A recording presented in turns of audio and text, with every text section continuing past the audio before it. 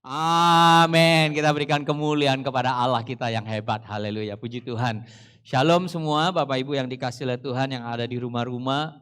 Bapak Ibu, kita sudah masuki bulan Agustus di mana kita masih beribadah online dan kita merencanakan untuk ibadah nanti offline-nya kurang lebih bulan September, tetapi itu pun kita masih terus berdoa dan kita masih melihat situasi. Karena kita nggak mau tergesa-gesa, karena saya percaya saudara Tuhan punya waktu yang tepat dan kesehatan Bapak Ibu sekalian juga lebih penting. Yang penting sekarang selama online ini hati kita terus kepada Tuhan.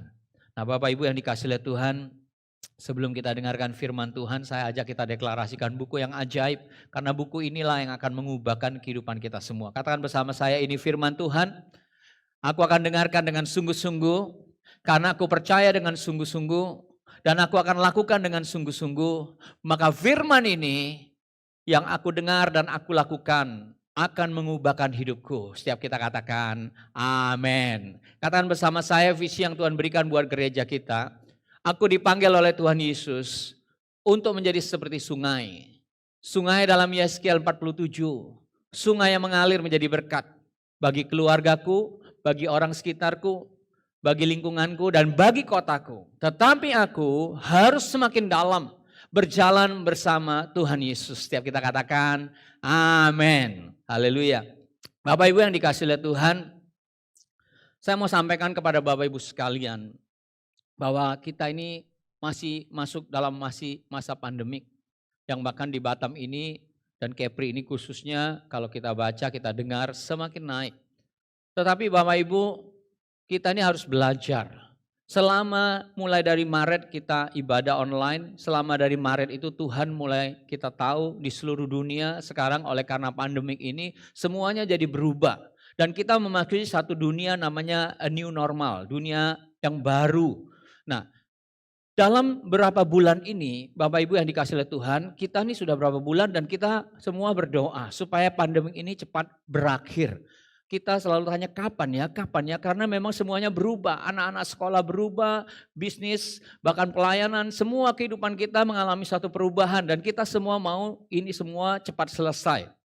Tetapi Bapak Ibu harus tahu, selama masa kita menghadapi ini berbulan-bulan lalu banyak kejadian yang terjadi dalam kehidupan kita. Apakah kita belajar? Apakah sesuatu terjadi dalam kehidupan kita yang membuat kita juga berubah? Yang membuat kita juga gak sama dengan sebelum pandemik. Nah dalam masa ini ada 3 hal yang sangat betul-betul penting yang saya percaya Bapak Ibu jemaat Tuhan harus memperhatikannya. 3 hal itu selama masa pandemik ini, kalau itu betul-betul kita dapatin, maka saudara masuki masa new normal dan apapun yang terjadi saudara akan lihat bagaimana Tuhan akan membawa kita dan hidup kita keluar sebagai pemenang. Yang pertama yaitu kantong kulit yang lama harus kita ganti dengan kantong kulit yang baru. Hal yang kedua, kita belajar untuk berjalan bersama dengan Roh Kudus, pribadi Allah Tritunggal. Yang ketiga, saudara, yang betul-betul kita mulai mengerti. Dari mulai Kisah Para Rasul sampai hari ini peranan Allah Roh Kudus yang luar biasa. Murid Yesus itu sudah jelas. Mereka lihat bagaimana Yesus itu naik ke sorga dan duduk sebelah kanan Allah Bapa. Dan Roh Kuduslah yang berperanan, yang mengajar. Makanya lihat bagaimana Paulus itu tidak kenal secara langsung, artinya tidak berhubungan langsung dengan Tuhan Yesus seperti Petrus dan murid Rasul yang lain. Tetapi bagaimana kedalaman Paulus ini mengenal Tuhan Yesus dan berjalan dengan Tuhan Yesus oleh karena Roh Kudus. Allah Roh Kudus yang Yesus katakan, nanti aku akan kirimkan pribadi yang ketiga yang sama seperti aku. Yang sekarang kamu gak bisa mengerti banyak, tetapi nanti waktu dia datang dia akan mengajarkan kepadamu dan dia akan memuliakan aku. Nah waktu kita mulai berjalan dengan Roh Kudus saudara, bahkan Alkitab katakan persekutuan dengan intim dengan Roh Kudus, kata fellowship, kayak koinonia itu berarti kita bisa berintim dengan Tuhan Yesus. Maka saudara saya dapatkan lagi gini, waktu kita mulai berjalan dengan Allah Roh Kudus saudara, Tuhan mulai singkapkan lagi. Yang ketiga saudara tentang takut akan Tuhan. Saudara kalau engkau berjalan dengan Roh Kudus, takut akan Tuhan ini harus berkembang di dalam kehidupan kita. Karena takut akan Tuhan ini bukan natural, bukan secara alami. Tapi takut akan Tuhan ini adalah satu keputusan. Dan Roh Kuduslah yang menyingkapkan, yang mengingatkan kepada kita. Sehingga artinya takut akan Tuhan ini adalah ada satu rasa hormat, rasa kagum. Yang membuat kita ini, hidup kita ini betul-betul kita jaga. Kenapa? Karena ada takut akan Tuhan. Nah, Bapak Ibu yang dikasihi oleh Tuhan, Kisah Rasul 9 ayat 31 berkata, selama beberapa waktu jemaat di seluruh Yudea, Galilea dan Samaria berada dalam keadaan damai, jemaat itu dibangun dan hidup dalam takut akan Tuhan. Dalam bahasa aslinya diterjemahkan oleh Amplified Bible itu sangat luar biasa. Dia katakan jemaat itu berjalan, walking in the respect, berjalan dalam rasa hormat dan reverential fear of the Lord. Ada rasa kekaguman. Bukan ketakutan, karena kita nggak mungkin bisa dekat dengan orang yang kita takuti, saudara. Tetapi orang yang kita kagumi itu membuat kita tuh semakin tersedot, saudara. Jadi itu yang terjadi waktu jemaat Tuhan takut akan Tuhan. Nah, saya berdoa, saudara, dalam masa pandemik ini, saudara, ini yang menghasilkan jemaat House of Glory, GB Windsor ini, kita menjadi ada rasa hormat yang lebih dalam lagi kepada Tuhan. Kita berjalan dengan takut akan Tuhan. Maka saudara akan lihat Alkitab katakan, and the consolation of the exhortation of the Holy Spirit. Dan saudara lihat jumlahnya makin bertambah besar oleh pertolongan dan penghiburan Roh Kudus. Yang membuat kita bisa berjalan semakin intim dengan Tuhan. Dengan Allah Roh Kudus yang memberikan semangat kepada kita. Jadi Bapak Ibu yang dikasihi oleh Tuhan, takut akan Tuhan itu sangat penting sekali. Mazmur 2 ayat 11 berkata, beribadahlah kepada Tuhan dengan takut dan ciumlah kakinya dengan gemetar. Beribadahlah.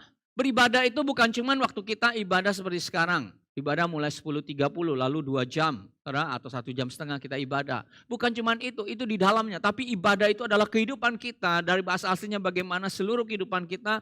Oleh karena kekaguman kita, oleh karena cinta kita kepada Tuhan, kita memberikan hidup kita. Ya, penyembahan kita kepada Dia, seluruh hidup kita. Itu yang Alkitab katakan, yang ajarkan. Beribadahlah dengan rasa takut, dengan rasa hormat kepada Tuhan. Jadi hari ini Bapak Ibu yang dikasihi oleh Tuhan, saya mau sampaikan khususnya tentang takut akan Tuhan. Yaitu saudara, apa tandanya kita ini gak takut sama Tuhan? Yaitu mendua hati, supaya kita ini bisa mengerti. Kita ini takut Tuhan atau tidak.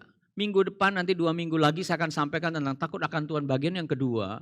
Tetapi apa yang terjadi waktu kita memilih hidup dengan takut akan Tuhan. Dan bagaimana takut akan Tuhan itu betul-betul memberkati kita. Dan apa jadinya bagi orang yang takut akan Tuhan. Nah, hari ini kita mau belajar tentang takut akan Tuhan. Tetapi dari sisi yang tidak takut akan Tuhan.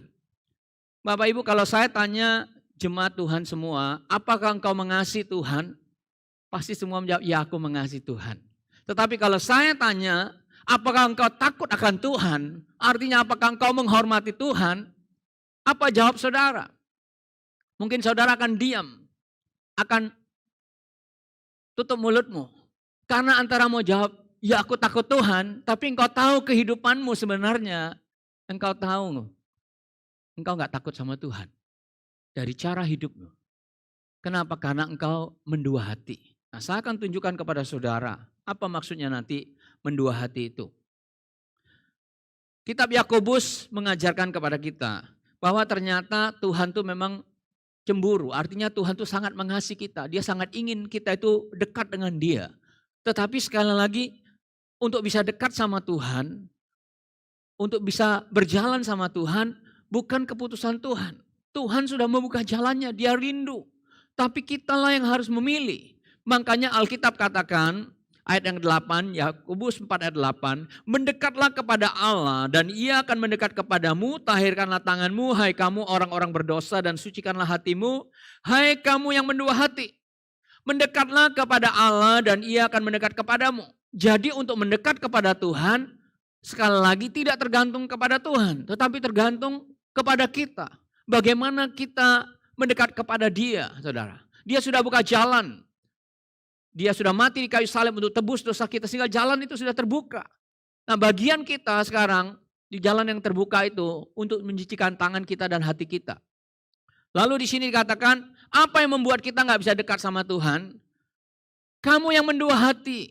Dalam bahasa aslinya mendua hati itu juga diterjemahkan sebagai double minded. Pikiranmu dua, hatimu dua. Kalau Bapak Ibu lihat gambar ini, Bapak Ibu akan tahu bagaimana rasanya kalau engkau mengasihi pasanganmu atau engkau punya pacar yang kau kasih atau pasanganmu lah, suami atau istri yang kau cintai, tetapi ternyata di luar daripada engkau, dia ada lagi orang lain.